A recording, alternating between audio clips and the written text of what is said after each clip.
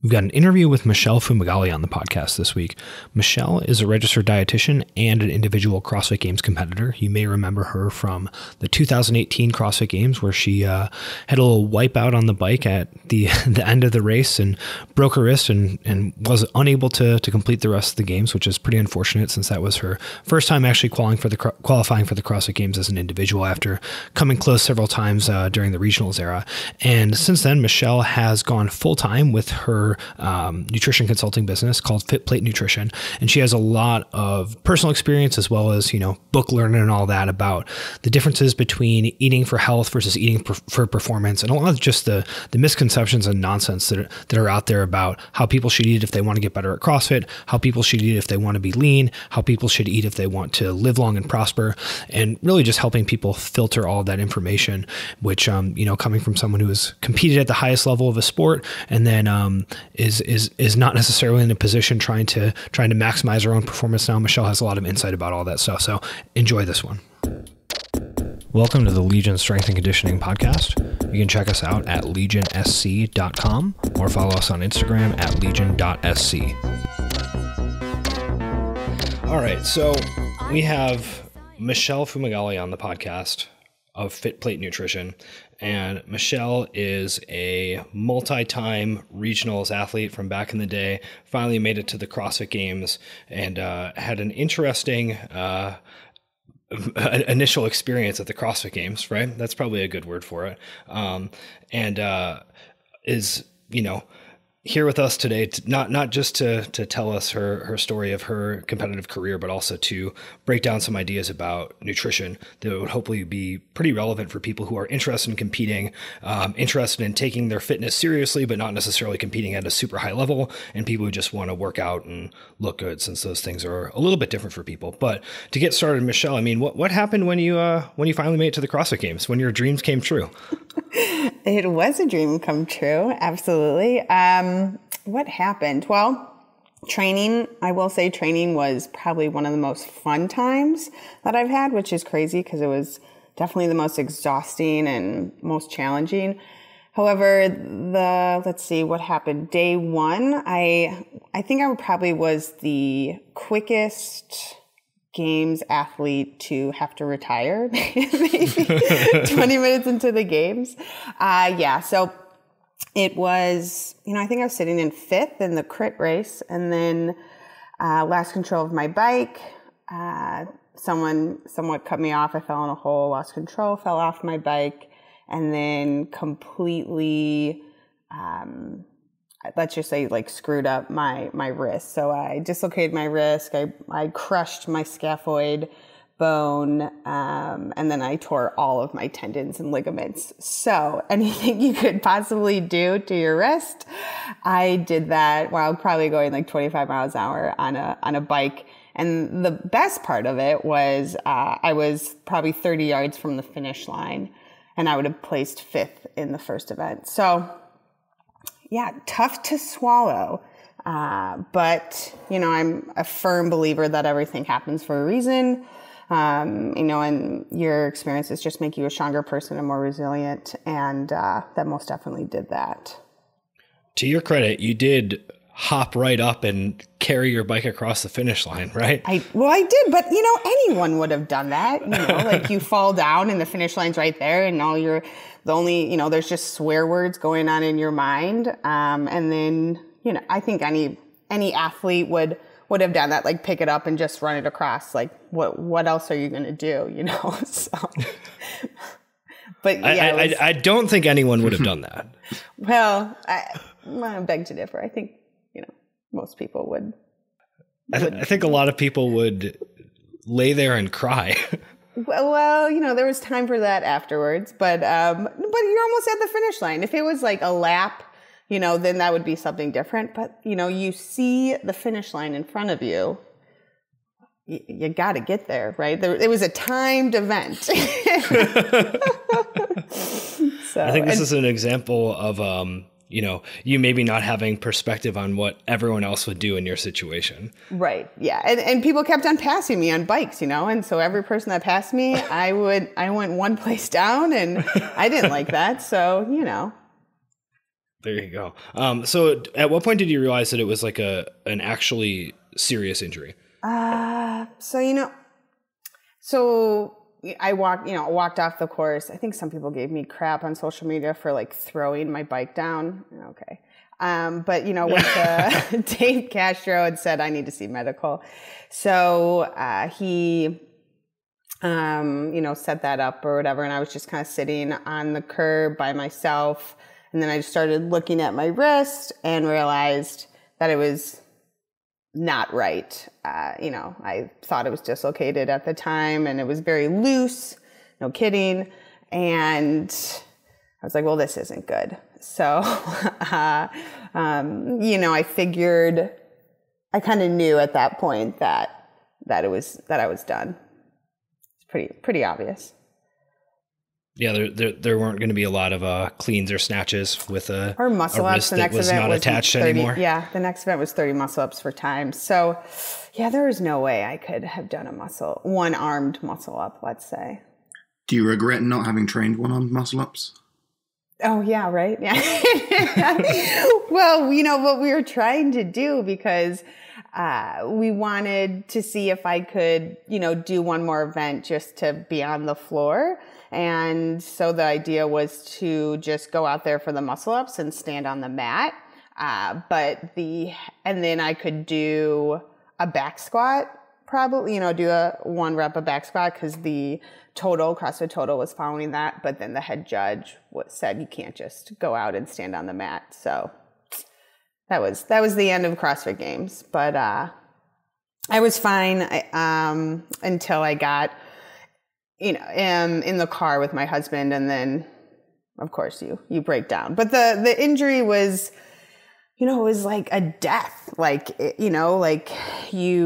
the stages of internalizing things and, anger and then finally getting to, being at peace with it. So I'm definitely there. So it took a while, but, like I said, things happen for a reason, and definitely stronger for it. So what does that process look like then of, coming to terms with something that is, at least on the surface, the exact opposite of how you envision something very important for you going? Right. Yeah. So going into the games, I had high expectations. I wanted to be top 10. And my coach and I obviously we didn't know the events, but we had great confidence that could happen. So going into the games, I wanted to be, a CrossFit name following the games and have that be a bigger part of my life and, keep kind of writing that. Obviously that didn't happen at all. And it was more so actually a career ending injury, which I still don't like to say, but let's be honest, it 100% is. So coming to terms with that was, it was anger, it was resentment, it was embarrassment, it was, self-pity. So there's all these things that kind of went into my mind. And then I decided to stop probably 3 months after I told myself to stop feeling bad for myself. So I think when I decided that I was going to stop feeling bad for myself and move on and make the best out of it, I think that was kind of the game changer, the big event that helped me begin to slowly, accept it and make the best out of it. Well, a lot of people say that they're going to stop feeling sorry for themselves, that they're going to make some sort of change. It's we're recording this at the end of January. And it's all right, this year I'm going to do this. This year I'm going to stop feeling sorry for myself. This year I'm going to get out of this bad relationship. I don't know. People say all this stuff and they don't do it. So what were you actually thinking, right? In terms of the negative thoughts, and then what did you say to yourself in response to those that was actually effective? So I looked at I used to work in oncology as a dietitian. There's a lot of other horrible things that could happen in your life, right? A wrist is something very, very small, compared to, all these other horrible things that could happen to you. So I think that kind of put things into perspective, where things could be so much worse, and I should be I should look at, like, I didn't have any brain injuries from the crash, or, even more serious injuries, being thankful that my wrist healed like it did, that I had such an amazing surgeon who did such great work to have it, be as successful as possible. It just showed how loved I was and how so many people supported me. Like, my marriage definitely improved, because obviously being at CrossFit Games can hurt a marriage, just because it was all me for a couple months. And it just strengthened our marriage. But, my family and I were better, me not being in like a professional CrossFit athlete. And then, I was able to focus on some other things I hadn't been able to focus on, like my business, my daughter, my family. So for me, it was looking at all these, looking at the blessings and all the good things that came out of this. And then, when those negative thoughts come into my mind, being aware of them, and then rather than reacting to them, I'm responding in a more appropriate manner, if that kind of makes sense, right? So when I feel those self-pity things come on, I just give myself more like self-affirmations and look at what I do have versus what I don't have. And a big thing now I talk about with people is, everyone has injuries. Everyone has something going on. I scaled CrossFit workouts forever with one arm. So I'm surprised I didn't learn how to do a one arm to muscle up in my recovery. But, we need to focus on all the things we can do, even with injuries, versus all the things we cannot do, because we always focus on the things we can't do. So it's switching that mindset to all the things that we absolutely can do, and doing our best at those. How often is that effective, right? I mean, is it like, every single time currently you start to feel upset about something, like, the injury or whatever, it's like, okay, cool, we're good? Or, is it still sort of a struggle? And what does that, I guess, trajectory look like in terms of, how often you're able to sort of control those thoughts? Yeah, I mean, I'm completely at peace with it now. But of course, there were setbacks, and even, social media. I'll say I stopped following a lot of CrossFit athletes, because they were probably pissed. They're like, wait, what? Michele doesn't follow me anymore? Sure. What's going on? But, I still follow some who I really like. But I stopped following a lot of CrossFit athletes, because they just put it's not their fault. Maybe some of them, it's their fault, but they just would put a sour taste in my mouth, and they would make me resent things. And, I talk about social media cleanup all the time. And if you follow someone who puts negative thoughts and, in your head and doesn't make you happy, or questions things in a negative way, then why are we following them? So, I did a social media cleanup of CrossFit athletes, so that seemed to help. So social media cleanup, I would say that. But yeah, I think it's just, again, it's that mourning. It's like those stages of mourning. That's exactly what it went through with the career-ending injury. And yeah, I would probably put it at that as the best. But again, it's focusing on all the things that I have in my life versus all the things that I wish I had, and knowing that everything happens for a reason, and stronger, more resilient for it. So just I'm a very optimistic, positive person. So I guess it might be a little easier for me. John loves negativity and gossip on social media. John, do you have a defense for following a variety of inflammatory social media accounts? Well, as much as I do love some good gossip,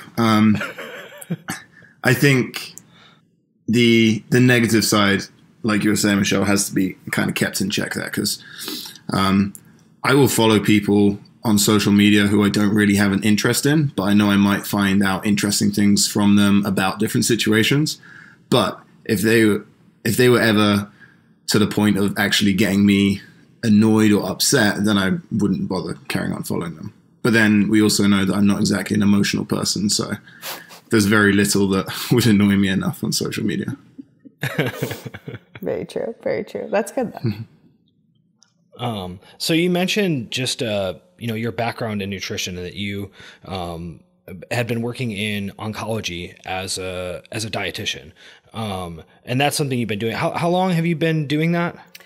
So I actually was a marketing, I went to Notre Dame, played soccer there, graduated with a marketing degree, played overseas for a year, and then I worked for Gatorade for 3 years, and then that's when I found CrossFit. And through CrossFit and Gatorade, working with like sports dietitians, and I really became developed a great passion for nutrition and helping people through nutrition. So I knew if I wanted to be legit in that and credentialed, I went back to school to become a dietitian. So I've only been a dietitian for 2.5 years. I've been more so doing nutrition coaching longer than that, and it's evolved. Nutrition evolves, nutrition changes. So I think I like that because it's a constant, you have to continue to learn, right? So you have to continue to educate yourself and evolve as nutrition does. So I've only been, I think it's been 2.5 years, maybe, 2.5 years. Yeah. Yeah. So, you went through pretty significant career change to move into that. And then, based upon your actual clinical work, as well as your own performance, and then working with some clients on like a one-on-one coaching basis. You pretty much covered the spectrum as far as the types of people who you're working with in nutrition, right? From people who are very, very sick to people who are performing at the elite levels of sport to people who are, everyday folks who want to look good and feel good, but still kind of kick ass in the gym. So, based upon that, you have some perspective on what is relevant for each of those types of individuals and what is not. And I think that in the current state of, the fitness industry, that a lot of people are pretty easily confused and led astray by a bunch of information that may not be wrong per se, but is not necessarily applicable to them and their exact situation. So, based upon that, what do you see as some of the things that people get easily confused about and tend to misapply as far as their own nutrition? Yeah, I think number one, they have to know what their goals are. And personally, I work with a wide spectrum, but I've also, with the games, I had to do macros and the high caliber amount of training and the intensity. I had to make sure I was eating enough, and I was eating enough carbs and enough protein. It was more so quality was there, but number one, it was quantity. So, for games athletes or someone who's, trying to become an athlete like that, you're working out 3 to 4 hours a day. You're working out even 2 to 3 hours a day at a high intensity. Making sure that you get enough fuel into your body is so important. Now, that percentage of people that fall into that group is so small. And I think the biggest thing is a lot of CrossFitters they want to eat like Amanda Barnhart. Love her. She's like one of my favorite CrossFit athletes. Still follow her, by the way. Big fan. And I'll say we're friends.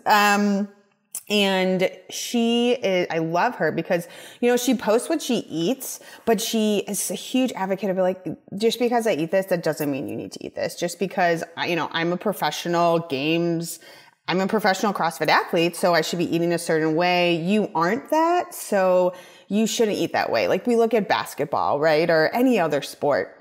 No one puts what these athletes are eating on a pedestal and think they need to eat like that. Like Michael Phelps, for example. Like no one thought they should eat like Michael Phelps, right? But in CrossFit, people think they should eat like the professional athletes. So you rethink that, right? So I think that's a big thing is you're not a professional athlete. Sorry. Maybe for like I call everyday athletes. So I'm an everyday athlete. So I went from, let's say, a games athlete to an everyday athlete. So I actually got to live the differences of that, if that kind of makes sense. So I want, CrossFit athletes to know you shouldn't be eating like a professional athlete, if that makes sense. To put it simply, I think another thing is, like you said, nutrition can be so confusing. So there's all these supplements out there. I'll tell you right now, I don't take any supplements now. I don't take protein. I take vitamin D3, and that's literally the only thing I take. And then I try to get all my other nourishment actually in food. Now I'm going to be training for a half Ironman to do in August because, just evolving as an athlete. So depending on the volume there, if I'm doing, which I haven't gotten into yet, I might need something. But right now I'm working out an hour 15, maybe like 5-6 days a week. So I don't take pre-workout. I don't take post-workout. And everyone, I just met with a client last night that's like, she thinks she needs to have protein as soon as possible, a protein shake as soon as possible if she's done working out. I'm like, and she's just an everyday athlete. I'm like, you don't need that. That doesn't matter. What's more important is what we're eating throughout the day and the amount of protein we're eating throughout the day and the quality of foods that we're eating throughout the day. And how we're hydrating ourselves. Those are going to have such bigger effects than what you eat right before or right after a workout. That's not going to have much effect unless before you eat something and it upsets your stomach. So it sounds like when you were competing and training seriously for competition, that the top priority for you was basically just maintaining adequate intake relative to your training volume. Is that correct? Absolutely. Yeah, absolutely. And it was hard. It was hard to get that amount of food in on really, there might've been a little GI distress because and I actually hired a nutrition coach. I was with, Mike Malloy from M2 Performance. Love him. He was great. Cause I'm a dietitian, but I didn't want to think about that aspect of it. I wanted someone to help me and make me accountable and support me in that. So, he did a phenomenal job. You're saying that coaches need coaches too? Yeah, 100%, whether it's a business coach, whether it's a CrossFit coach. Again, it's just you being humble and realizing you don't know everything. And I had never worked with a CrossFit Games athlete on their nutrition. So why do I think, I wanted to be as successful as I possibly could. And he was, he's an expert in this area. So I went to the expert. Got it. And so for you then, going from this, position of saying, okay, I just really need to get enough calories to support my training into, okay, my goals have completely shifted. You have your own personal journey, as far as changing your nutrition, I hesitate to say prescription, but whatever, we'll use that word. And what do you see as, the biggest things that changed from training for performance to, eating just to live a life as an everyday athlete? A healthy everyday athlete. Yeah, I would say, and my clients know, and whenever I do speaking engagements or anything, like people know that I would be a wonderful vegetable advocate. So I am an advocate for all vegetables and fruits. But I think that, it's all about the micronutrient density when we're an everyday athlete and we're spending our energy on health.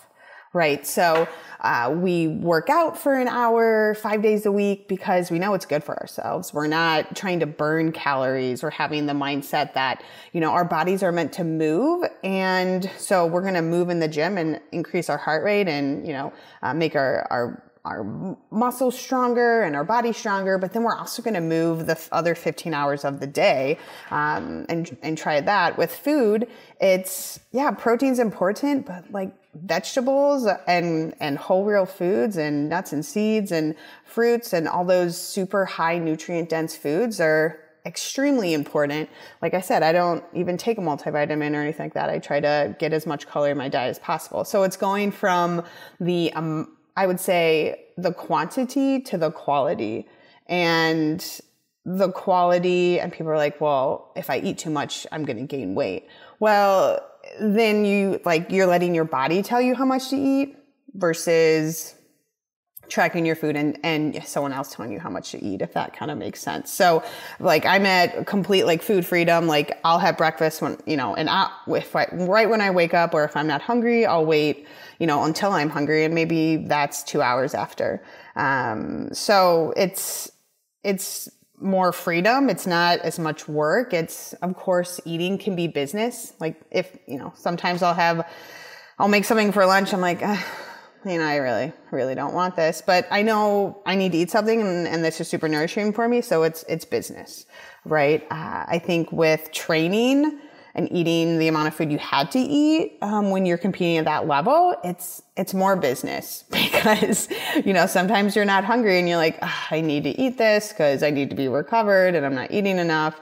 And so I think there's a lot more times of eating for business versus eating for pleasure. But when we eat for pleasure, we're still keeping in mind that health and wellness piece, right? So we can eat for pleasure, but it's keeping that wanting to be healthy, and have that healthy lifestyle. I like what you're saying there about, it being like a business sort of, right? Because if you are training for performance, you have, okay, I'm going to look in my app. I'm supposed to hit 450 grams of carbs today. I'm not there. Okay, 3 bowls of Rice Krispies, right? Like you start making those types of, or maybe just like 1.5, and then just eat more carbs the next day. But no, absolutely, it's it's probably more business, and that's what it was training. Because think about when you're training like that, your body is your job. I mean, any professional athlete, their body is their job. So, recovering, fueling it, resting it, hydrating it is their job. So it is a business, the majority of the time. Totally. So what do you think the role is of tracking for either high-level athletes or for people who are more in this everyday athlete category? Yeah, the everyday athlete, I think tracking is great for transparency and letting someone know, giving someone more knowledge on like what's high in carb, what's high in fat, what's high in protein. So we can take that knowledge and then we can move with that. And once that's in our head, maybe we don't have to track anymore. Like we already have that knowledge. We know what a serving of protein looks like, or, we know what a serving of rice looks like, or, how many vegetables. I mean, you could have as many vegetables as you want. But so I think it's great for first realizing foods and like gaining more of that eating IQ, like nutrition knowledge. But what I don't like about it, like you said, is like 3 bowls of Rice Krispies so I can hit my carbs. So it's, if someone is there, not enough protein in the day, and like I have 50 grams of protein I have to hit and it's 9 p.m. That does not mean you should chug 2 protein shakes, right? Please don't do that. So I'll learn from it and then, find out ways that you could add in protein throughout the day tomorrow. It's not an all or nothing approach. And again, I think the biggest thing for me is the game changer, even metabolically for me, was just listening to my body and becoming more self-aware. We're as a society, we're told to suppress our hunger, and hunger is a bad thing. And I don't know if it's just for women, but maybe it's for men too. But if we're hungry and we want to maintain our weight, or even if we want to lose weight, then, we shouldn't eat. And I have the complete opposite feeling of, hey, if you're truly hunger, and, I help clients awaken those hunger cues too, and actually listen to our body. If you're actually hungry, like, let's eat. Please, like your body is telling you to eat food. But when we eat, like, let's make sure we're eating nourishing foods. And then, we eat until we're satisfied, as much as possible. And so we are having that caloric balance by actually just listening to our body. It seems super simple, but it can be very, very hard for many people. I want to take you back just one step. We talked kind of about how people think they need to eat like the elite athletes. They think, they look at the top CrossFitters and they think, oh, I need to eat like that.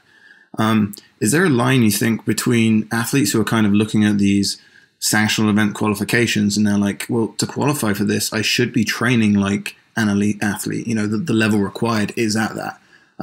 Do you see like a cutoff for people in terms of where they should be thinking like an elite athlete and where they shouldn't when it comes to nutrition? Right. So maybe it's the number of hours that you spend in the gym. Maybe, you know, if you're, you know, going into regionals 2018, I was in the gym not 60, 75 minutes a day, not very long at all. I didn't track my macros then either. And then when I shifted to that 2 hours, two hours plus, really focusing on my recovery, and maybe that's the sanctional, the difference between it.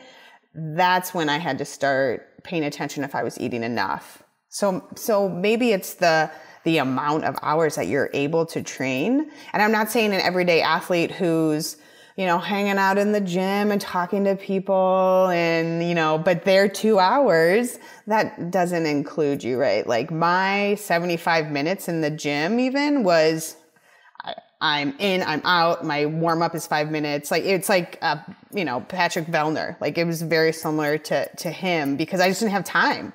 You know, I had a baby, I had a job, I had a family, and I had to get as much done as possible in a short period of time. So I think that if that answers the question, I would say the number of hours that you're spending. Even if you have maybe you have a 2-a-days every couple of days, but it's definitely probably the amount of time that we're in the gym, actually working out, whether that's weightlifting or cardio or swimming or anything like that. Yeah. I mean, I think there's a lot of people out there who probably train more than you did for 2018 regionals and are not getting the same level of performance. So yeah, we're good with our time, but I think, you know, another thing to talk about is body, like looking at these CrossFit Games athletes, and they have they are ripped, like they have in diet culture world and like amazing bodies, right? But I'll say, and I tell people, I never had a six pack until I got to the CrossFit Games, and I never will have one again. And that's totally fine. But I was not, and even a lot of CrossFit Games athletes say this, I am not healthy at my peak. That's not healthy weight. And so many CrossFitters want that body. And Amanda Barnhart talks about that too. She's like, I work so hard, lots to do with genetics. I'm in the gym 3 to 4 hours a day. My nutrition, it's a business. My body is a business, literally is her business. And that doesn't mean you need this body and that it's even attainable for you. So I see that a lot too in CrossFit, that, and they want to have these ripped 6-pack abs and these amazing bodies, and you don't need that to be healthy. You're probably not healthy if your healthiest self if you have that. And I think the biggest change for me too was going from that body of oh my gosh, I am so ripped, I look so good, to a healthy body, which I never weigh myself, but I am, and accepting that. I think that's the biggest thing, knowing, looking at myself and knowing yeah, I don't have that body that I had at the games, and most likely never will. And that's okay, because that wasn't healthy. And I'm actually in my healthy weight range now, because I know I'm taking care of myself. I'm nourishing myself. I'm working out for an everyday athlete, and that's going to be my healthiest self. So I think that's a big piece of it too, is seeing the difference of your body, how your body will change going from a competitive athlete to an everyday athlete. And that goes along. It's not like I'm just eating cookies and candy all day. 100% no. I'm still nourishing my body, but, of course your body's going to change if you go from working out 2-3 hours a day to an hour. So that's, been another great learning process for me that only helps me with my clients and working with them as well. Yeah, I think that's a really insightful thing to dig into, because like you and John both mentioned, I think there's a lot of people who have kind of mixed goals and they're not totally sure what they want. right? That at some level they want to perform at a high level and potentially be competitive either in local competitions or at like a sanctional style event or whatever. But they sort of deep down really want to look the way that they see people looking who are competing at those events. And they care more about that than their actual performance, but they might not be willing to admit that either to themselves or to anyone else. And then simultaneously, if you really talk to them, it's like, okay, well, do you actually care about that stuff? Or do you care about, being able to train long-term and prevent chronic disease in 30 years? And their priorities are not always clear.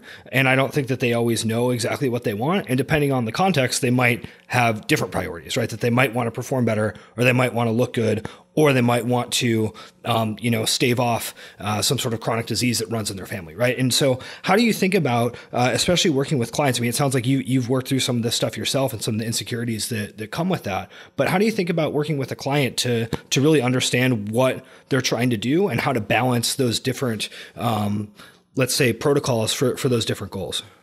Right. Yeah. So it's all on the goals. I think the big thing, if I have clients and they want weight loss, or they want to be more toned, or, gain muscle, and I'm like, I want that to be a result. Or bonus, excuse me. I want that to be a bonus of working together. I want your aesthetics, let's say, to be a bonus. I don't want it to be the reason that, like, the why, because if that's a why, that's a really weak why. And if some, you're just more likely to fail. I personally think if you have just a weight goal or a aesthetic goal versus, I want to look this way, or I want to, find my fighting weight. So I can succeed the best so I can be a success on the field or on, the competition floor or something like that. Right. Or, some people losing weight, like, I want to be healthier and I want to take better care of myself. And I want to be able to, be healthy 10, 20 years from now, or I want to have a family or whatever. So I want a more emotional why that you can connect with, if that makes sense, versus a number or, just to look a certain way. Because, and people will, you'll hear it all the time. People think they'll be happier at a certain weight, or they'll be happier looking a certain way. And then they just want more. And then they're never happy. We always want more. And so that's kind of like a never ending cycle. So that's why I really try to have my clients connect with the best why and really dig into that so when things get hard and when things get tough, they can go back to that why, and that can kind of push them through those tough times. And how do you actually push people to get to that deeper why, right? Because, I mean, not everyone is going to necessarily have something super tangible that's like, a good, deep why. It's like, no, listen, I am going to this beach wedding on this date, and my picture is going to be taken, and I'm going to post it on social media, and I want to look this way. Why? And that's my why. But I asked them, why does that matter? Why does what other people think of you matter?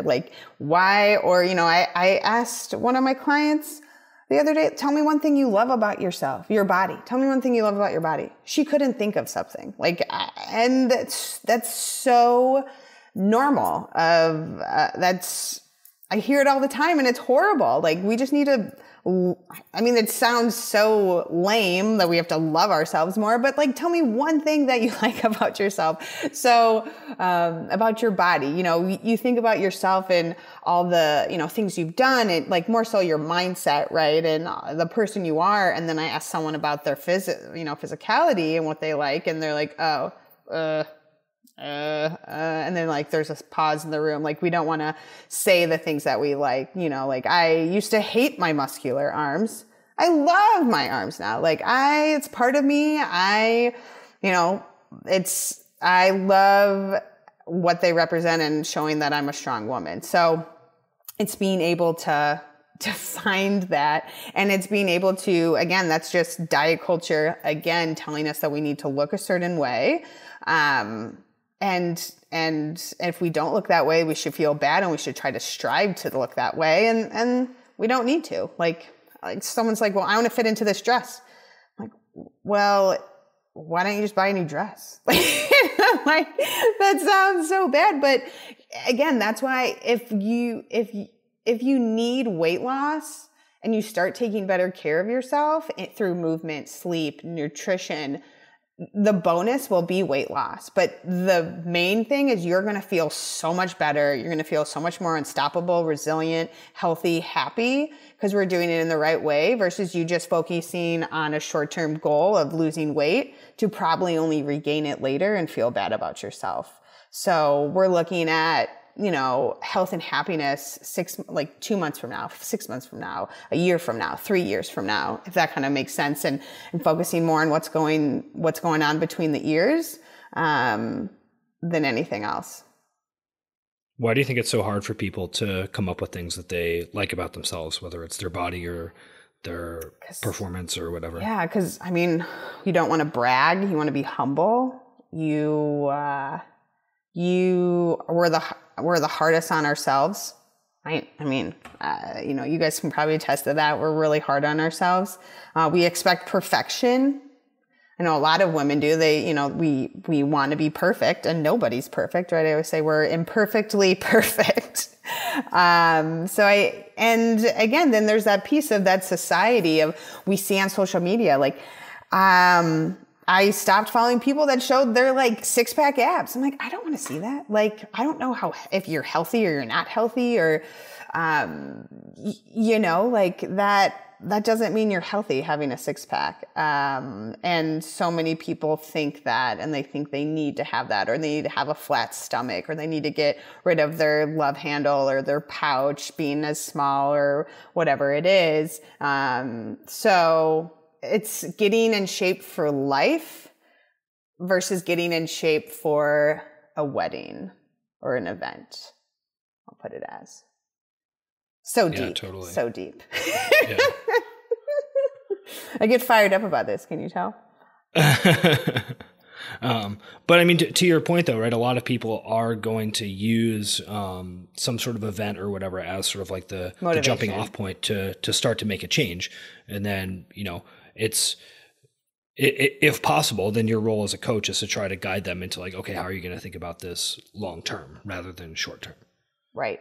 And the things that you learn right now, how is that going to help you further on? And how are we going to, find your healthy weight range? Because it should always be a range, because our weight can change so easily through different things. And how can we do that in a healthy way where you find your healthy weight range and you're feeling your best versus doing one of those quick yo-yo diets to lose the weight and then unfortunately usually gain it back plus more once we go back to our normal eating. So it's having that balance between the two, if that makes sense. And like you said, whether it's for performance, like that's why I'm saying like performance eating is completely different than weight loss eating versus everyday eating. And so you mentioned the just the idea of people being hard on themselves, right? And having a hard time coming up with positive aspects of, their body or their own self-worth or whatever. And, I imagine that a lot of folks who are kind of wired that way might say something like, well, here's the thing. I'm trying super hard and I'm really hard on myself and I'm still fat and I still suck at CrossFit. And if I ease up at all, I'm going to get fatter and worse at CrossFit. So I'm not going to listen to you.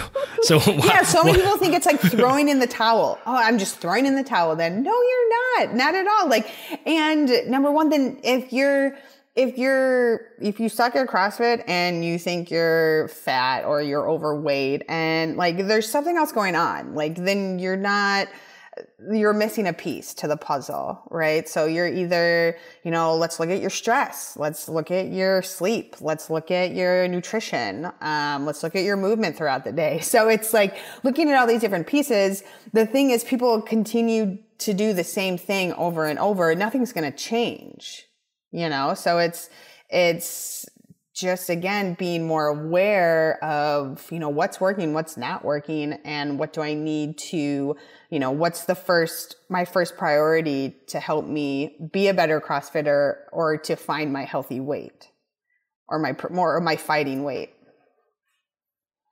Yeah, totally. It's not as much about, being harder on yourself to stimulate more change, right? Nor is it about, forcing yourself to do more and more of what you're already doing. It's like, okay, something is, like you said, you're missing a piece, and having a different perspective might enable you to step back and figure out what's actually going on, rather than just further beating yourself up. Yeah. And, like, if you had a bad training session, okay, well, why did we have a bad training session? And I'm sure you guys with coaching focus on this.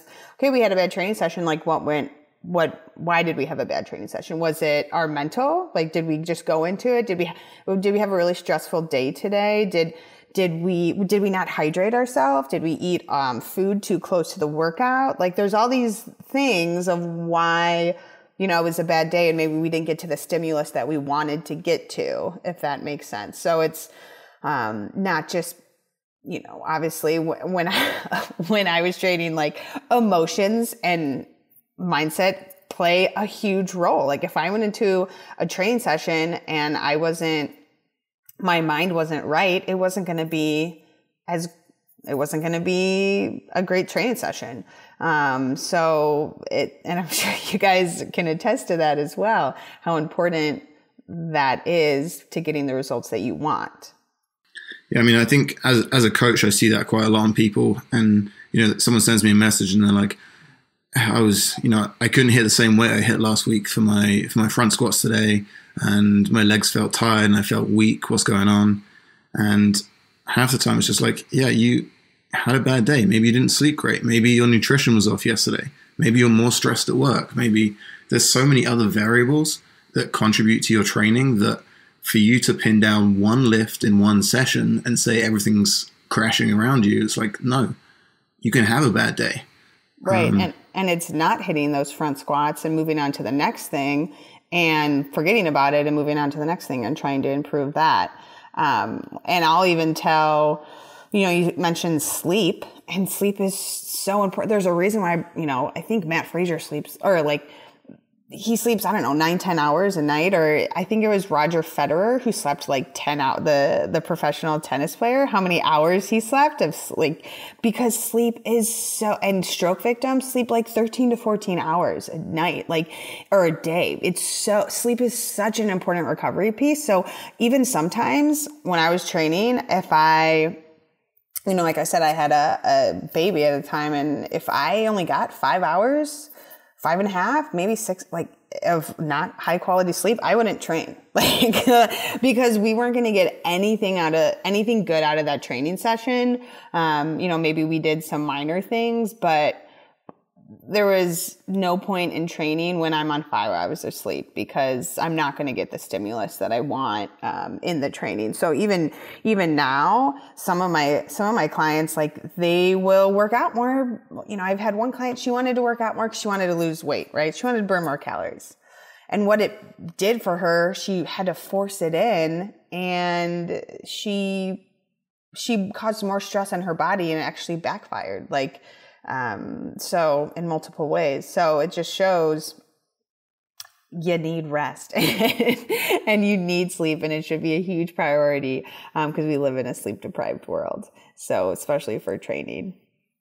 Yeah, I think your example of the client trying to force more volume and backfiring is super insightful, right? Because we've talked about this before on the podcast, where we want to think about the sort of like set of training sessions over time, or in a more nutrition focused sense, like the set of relatively consistent days of eating over time. And that what will happen to a lot of folks who are very highly driven is they'll think of every single day as an assignment that they're either passing or failing. And then they'll do weird stuff so that they don't fail their day of training, or they don't fail their day of nutrition or whatever. And then that becomes unsustainable. So even though they're trying harder to meet their obligations that they have, either to themselves or to their coach or whatever, and like a day-to-day type of situation, then they actually are sort of trading off their ability to maintain the consistency over time by being so rigid. And it's like, well, actually, yeah, you did work out. You did all your programming this week on short sleep and despite not feeling good. And guess what? Now you don't get to work out properly for 2 weeks. Like, the quality. That's not the trade-off you want to make. 100%. Absolutely. Yeah. It's having that quality and, knowing, again, being self-aware of your body and knowing, hey, do I need to rest right now? Do I need to sleep?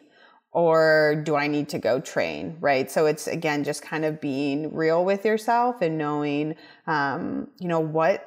what's going to be best for me right now. And being putting on that, which is funny, being an everyday athlete now, which is what I am.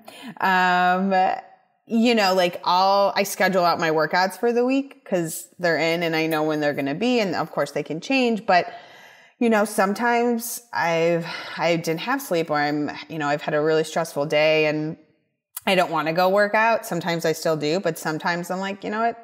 I'm going to go get a glass of wine with my friend or my husband at the bar. And I'm going to, that's what I need right now. I don't need to go work out, and it's one workout and it's okay. So like from an everyday athlete perspective, like that's something to think about too. Like, obviously we don't want to do that all the time. Does that happen often? No, maybe like once a month, if that, but being able to know what you need as a individual, as a person, at a certain time is only going to help, again, you with your health and happiness too.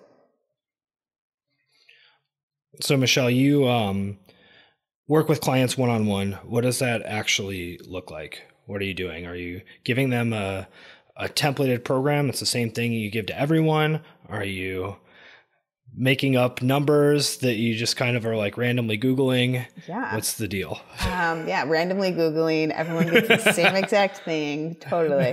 So the clients, it stems from, of course, their goals. But if a client and I have, usually a 15-minute discovery call and we talk, and if their goals and what they want is not what I specialize in, or, if we're not going to fit as a coaching relationship, and you guys probably get this too, if we're coaching a CrossFit athlete and it's just not working out, you might send them to someone else. It's not like we're just taking everybody that, that comes to us, if that kind of makes sense. So I want to make sure I'm the right fit for these clients, with their goals.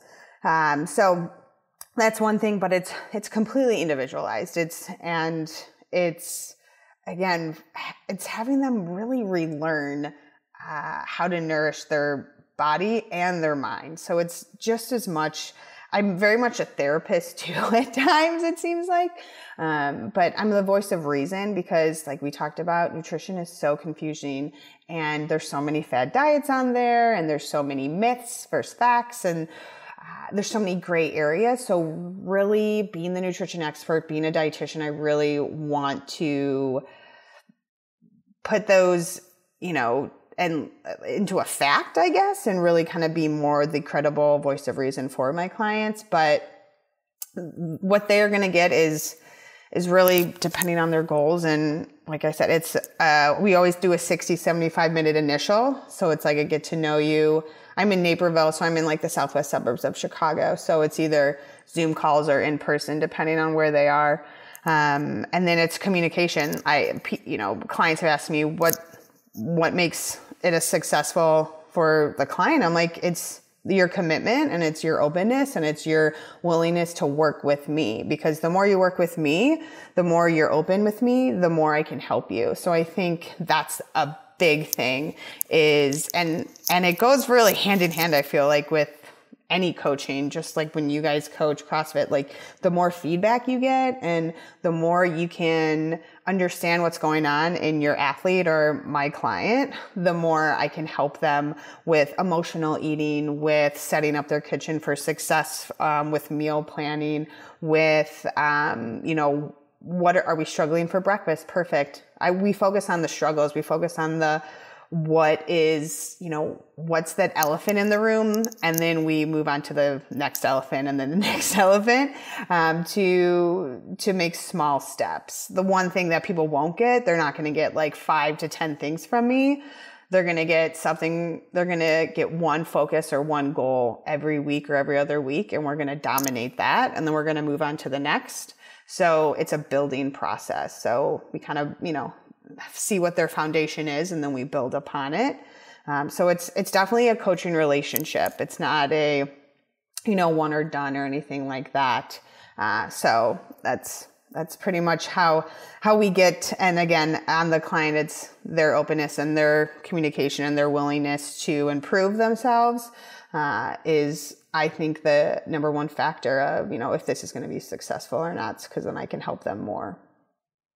Yeah, I like what you said about having a focus and doing one thing at a time, because especially in nutrition coaching, right? I mean, we talked about the folks who are super hard on themselves and very driven, and sort of dying to complete their assignments, right? Which is probably a population that is going to seek out nutrition coaching. So you've already selected for a bunch of people who are relatively hard charging.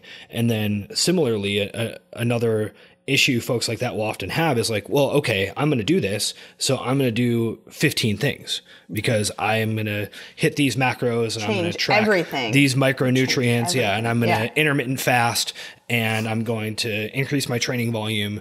And like, you're like, whoa. Like, you have none of the habits set up in place to do any of this stuff, and you're trying to do 15 things at once, and that's going to be a recipe for failure. So having someone to sort of prioritize and help figure out what actually matters and work exclusively on that in order to kind of, get those habits stacked up, I think is really important, because people can easily, underestimate what they can accomplish by being deliberate and attacking things one at a time, rather than trying to do too much at once. Yeah, we want everything at once, right? So and like you said, we're building habits. We're building healthy habits. We're building habits that are going to help you achieve your goals. So I think that's the biggest thing. Why, one goal, maybe two, a week or every other week, and finding what works, what doesn't work. And it's a draft. I always say that, with clients, like, this is a draft because it can always change.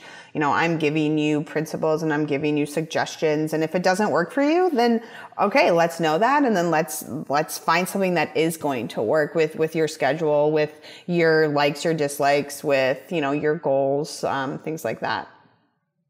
Great. So if people are interested in nutrition coaching with you, or just your thoughts on a wide-ranging variety of topics in general, what should they do?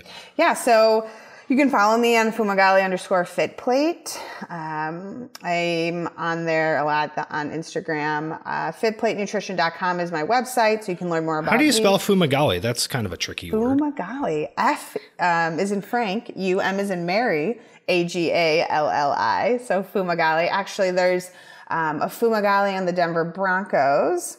And we're like, I think second or third cousins with my husband, but it's funny. He looks exactly Troy Fumagalli. He looks so much like my husband and his cousins. But he's from Naperville too, which is funny. So we went to high school with his brothers. And then there's also a Fumagalli, a hand dryer in Europe. So, just Fumagalli's all over the place. So yeah, so it's Fumagalli_FitPlate. FitPlateNutrition.com is my website. And you can subscribe to my newsletter, or, and I not only do one-on-one coaching, but I do small group classes and I do wellness challenges, and I even do them at gyms as well. So I have 2 gym wellness challenges going on, and a women's wellness group going on right now too. So, I do small group, and then I'll do one-on-one coaching as well. Thanks for listening. While you're here, go ahead and head over to your podcast player, subscribe to the show, give it a rating, give it a review, all that good stuff. You can also go ahead and click through to the show notes, where you can find out more about us at legionsc.com, and also follow us on Instagram at legion.sc.